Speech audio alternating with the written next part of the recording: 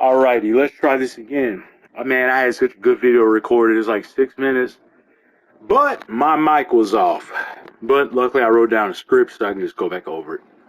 So, anyways, first things first, we finished this season with a 103-59 record. Let's go ahead and take a look at the expanded standings. So, at the trade deadline, we were 9 games back. Wound up winning the NL East by 4 games over the Phillies. Braves, Phillies, Mets all made the playoffs, which isn't terribly surprising. This division is hilarious to me. The Cardinals won the division with a losing record, 78-84, but still have a much higher seed than the Padres, who are playing in the wild card. The Cardinals got the 3 seed for winning the division. Padres got a 6 for the wild card. They're like 8 games better than them. Dodgers got the 1 seed. They finished a couple games better than us. And here's the wild card I was talking about. The Padres, Mets, Phillies got the 3 spots. Giants missed out by a couple of games. We can look at the American League too. Blue Jays dominant. Guardians, wow, they almost won 100 games. Angels somehow won 102 games. They're going to be a force to be reckoned with.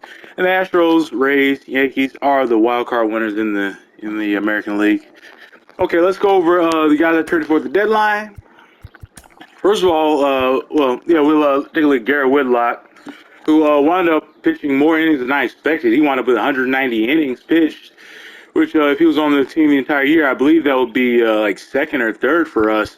Number 1 was Kyle Wright, who finished with 208 innings pitched, which is 28 more than last season, which was really surprising. I might have to look at signing him to a contract extension here soon, because he might price himself out of our market. He has a lot of team control left, but you never know how arbitration is going to shake out.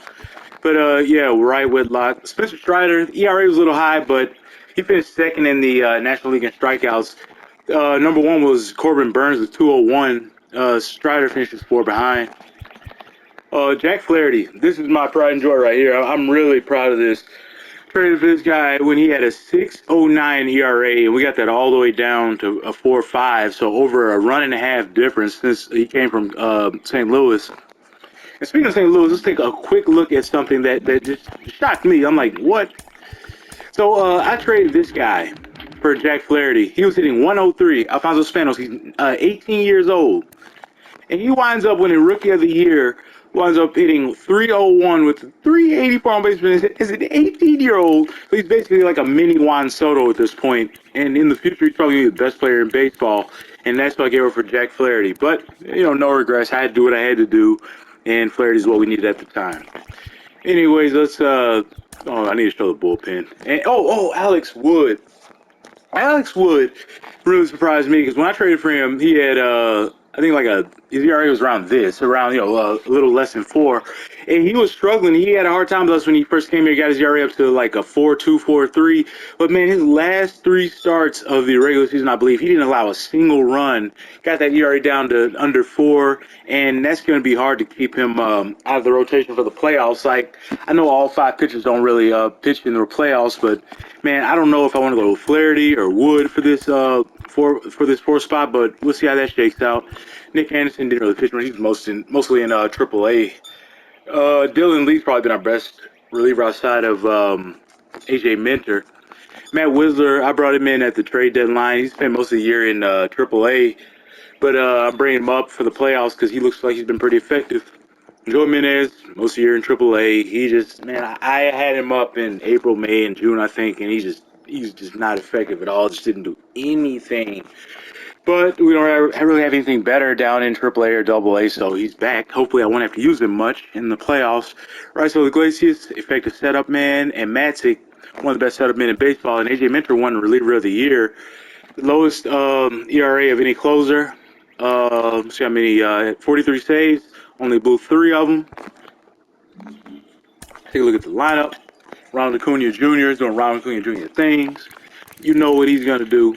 He had this 5.4 WAR, 37 homers, 87 RBIs. Michael Harris missed most of the season. No, he didn't. That's a lie.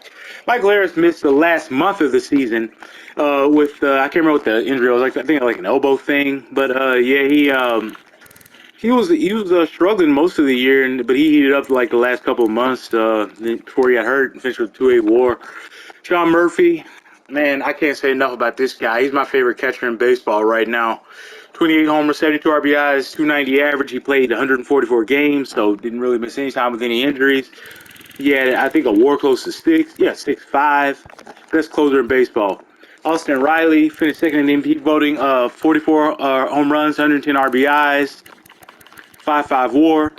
Travis d'Arnaud, that's my favorite player in real life. And man, I'm so happy. I think my first video I recorded with my voice, I mentioned I wanted to keep him healthy because he's so good against lefties. And that came to fruition. He had 297, 338 on base, 27 home runs, 75 RBIs. He played 136 games, so he only missed like a week of the season. I know he's fragile, so we did a great job. Training staff did a great job keeping him healthy. Had the highest WAR of his career. Willie Adames, traded for him at the deadline. He's been just such a huge upgrade over Grissom. I was called him Marquise. Going back a little too far, over Von Grissom. He had 22 dingers, 80 RBIs, 262 average, 327 on base. He had a .8 WAR, but when I brought him in, his WAR was negative. So, you can take that, for what it is. I think he's going to be a lot better next season. We traded him or signed him to this 5-year, $50 million extension, so he's going to be around. Matt Olson. He was pretty disappointing. Like, I had high expectations for him. I thought he hit at least 40 bombs, but his numbers were really just similar to last year, just on a smaller scale. 25 homers, 68 RBIs. He had his, around 240 to 320 on base, 1.7 WARs. So, yeah, there's nothing to write home about at all. Very disappointed. He got like 8 years left of his contract, so I'm hoping he can turn it around. Anthony Santander, huge, man, huge.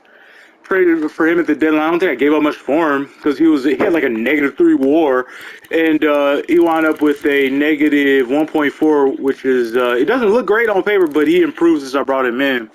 Wound up hitting 231, 288 on base.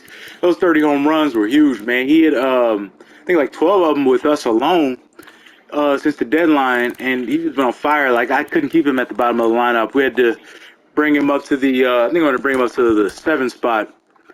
And let Olsen hit since he's been struggling so much. But and he's a switch hitter, so yeah, he's hitting sticks against lefties. But yeah, and Ozzy Albies, pretty similar to last year. 250, 298 on base, 17 home runs, 57 RBIs. Not very satisfied. But he's got the 4 years left on that deal. He's not making much, but I need Ozzy to look like his old self. But yeah, do a little playoff preview. See. Little simulation till we found out who we're playing. And it looks like the Cardinals beat the Padres in the wild card, which is great. If I had my choice, I'd love to play the 78-win Cardinals, and that's who we're playing. So, yeah, my next update will be a recap of how this series went. You just wish me luck. Yeah, leave your thoughts below on how everything shook out. 103-game winners. Our trade deadline deals worked out great, and it's time to play the Cardinals. Time to get this thing started. It gets real now. So, yeah, take care. Leave your thoughts below, and have a good one.